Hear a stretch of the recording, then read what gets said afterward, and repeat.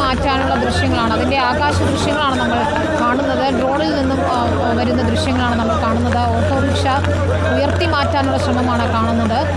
ചെളിയിൽ പൂണ്ട് കിടക്കുന്ന ഓട്ടോറിക്ഷ മാറ്റുകയാണ്. വിജയബാലൻ്റെ ഓട്ടോറിക്ഷ ഇത്ര സമയം അവിടെ കുറച്ചുകൂടി താഴെയാണ് കിടന്നിരുന്നത്. ചെളിയിൽ പൂണ്ട് കിടക്കുന്ന നിലയിൽ മണിക്കൂറുകൾ നീണ്ട ശ്രമത്തിനൊടുവിൽ കുറച്ച് ഭാഗം ഉയർത്താനായിട്ടുണ്ട്. ആ മേഖലയിൽ ആ മണ്ണ് മൂടിക്കിടക്കുന്ന സ്ഥലങ്ങളിലൊക്കെ തന്നെ ആരെങ്കിലും കുടുങ്ങി കിടപ്പുണ്ടോ എന്ന് പരിശോധിക്കുകയും ചെയ്യുന്നു. ഇപ്പോൾ അത് മുകളിലേക്ക് വലിച്ച് മാറ്റാനുള്ള ശ്രമമാണ് രക്ഷാപ്രവർത്തനം നടത്തുന്നത്. അവിടെ ഹിറ്റാച്ചി എത്തിച്ചിട്ടുണ്ട്. ആ മരങ്ങൾ, മണ്ണ്, ഒപ്പം അടിഞ്ഞുകൂടിയ പാറകളൊക്കെ തന്നെയും നീക്കാനുള്ള ശ്രമമാണ്.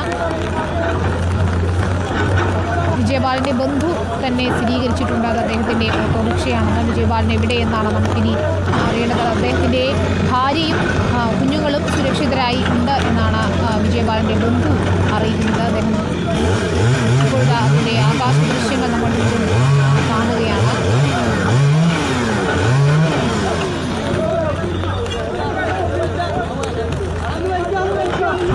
നോക്കൂ, ഇതാണ് പുഞ്ചിരിമട്ടത്തെ ഇപ്പോഴത്തെ കാഴ്ച. ആകാശ ദൃശ്യങ്ങൾ നമുക്ക് കാണാം.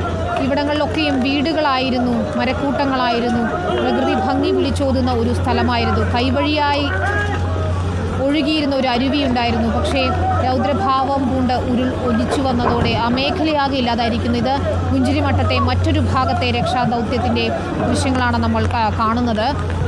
അവിടെയും പാറക്കൂട്ടങ്ങൾ അടിഞ്ഞുകൂടിയിരിക്കുന്നത് നമുക്ക് കാണാം. വീടുകളെല്ലാം പൂർണ്ണമായി തകർന്നിരിക്കുന്നത് കാണാം. ആർമിയിൽ നമ്മൾ രാവിലെ എടുത്ത അന്തം വിട്ടിട്ടുണ്ടോ ഇവിടുത്തെ രക്ഷാപ്രവർത്തനം നടത്തി? ആർമിയേക്കാളും കൂടുതൽ ആളുകളല്ല, അവർക്കൊന്നും ചെയ്യാനില്ല. അല്ലേ? അതിങ്ങനെ നോക്കുന്നുണ്ടോ? അമ്മാര് ടീമാണ്.